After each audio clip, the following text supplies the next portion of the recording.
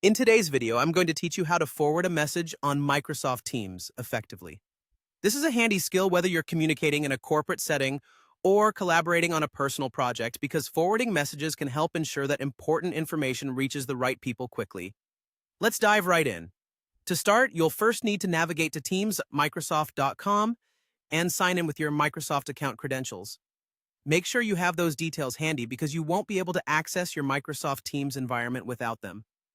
Signing in is simple, but remember that your login keeps everything secure and personalized, giving you access to all your team's features. Once you're signed in, it's time to locate the message that you want to forward. To do this, open the chat or the team channel where the message is located.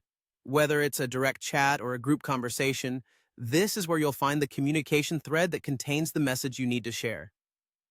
Take a moment to make sure you've selected the correct chat or channel because you want to forward the right information. Now that you have the correct message in front of you, it's time to proceed with forwarding it. Hover your mouse cursor over the message you want to send. You'll notice that when you do this, a series of options appear right next to the message. What you're looking for is the More Options button, represented by 3 ellipsis dots, also known as an overflow menu.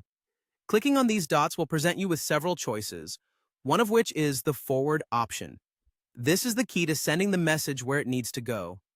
After selecting the Forward option, you'll be prompted to input the recipient's name or email address.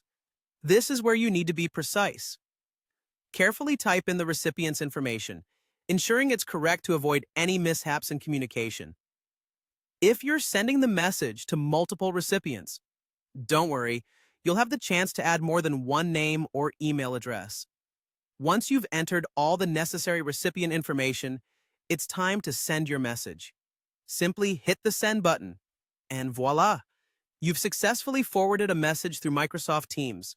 It's really that straightforward, but always double-check that everything looks right before hitting send, as good practice helps maintain clear and consistent communication.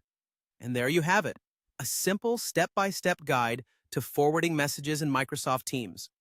Whether you're passing along crucial project details or just sharing updates, knowing how to forward messages can make your communication smoother and more efficient.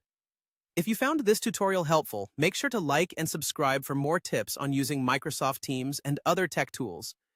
Thanks for watching, and I'll see you in the next video.